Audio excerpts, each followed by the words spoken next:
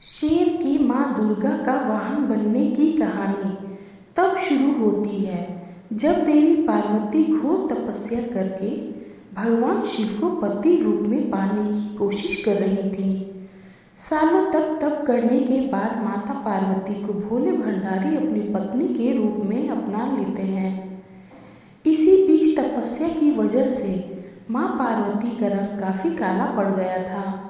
एक दिन ऐसे ही बातचीत के दौरान भगवान शिव माँ पार्वती को काली कह देते हैं। यह बात उन्हें पसंद नहीं आती। वो नाराज होकर दोबारा तप करने के लिए चली जाती हैं। एक दिन बाद घूमते घूमते एक शेर घोर तप कर रही माँ पार्वती के पास पहुंचा। उन्हें खाने की इच्छा से वो वहां घूमता रहा। माँ को तप में लीन देखकर शेर भी वहीं इंतजार करता रहा। देवी का इंतजार करते करते सालों बीत गए।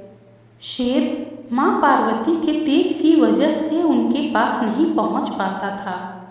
कोशिश करता और असफलता हाथ लगने पर दोबारा लौटकर कोने में बैठ जाता।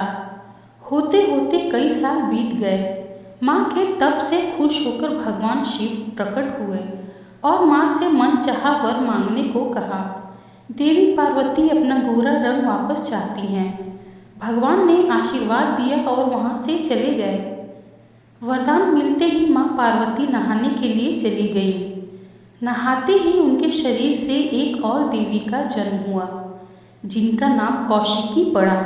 उनके शरीर से काला रंग भी निकल गया था और माँ का रंग पहले की तरह ही साफ हो गया। इसी वजह से माता पार्वती का नाम माँ गौरी भी पड़ गया। नहाने के कुछ देर बाद माँ की नज़र शेर पर पड़ी।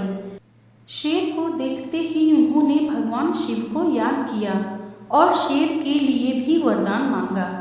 माता पार्वती ने भगवान से कहा, हे नाथ, यह शेर सालों से मुझे भोजन के रूप में ग्रहण करने के लिए इंतजार कर रहा था। मेरे पूरे तप के दौरान यह यही था। जितना तप मैंने किया है उतनी ही तपस्या इसने भी की है। इसी वजह से अब वरदान के रूप में इस शेर को मेरी सवारी बना दीजिए। भगवान ने प्रसन्न होकर माता की बात मान ली और शेर को उनकी सवारी बना दिया।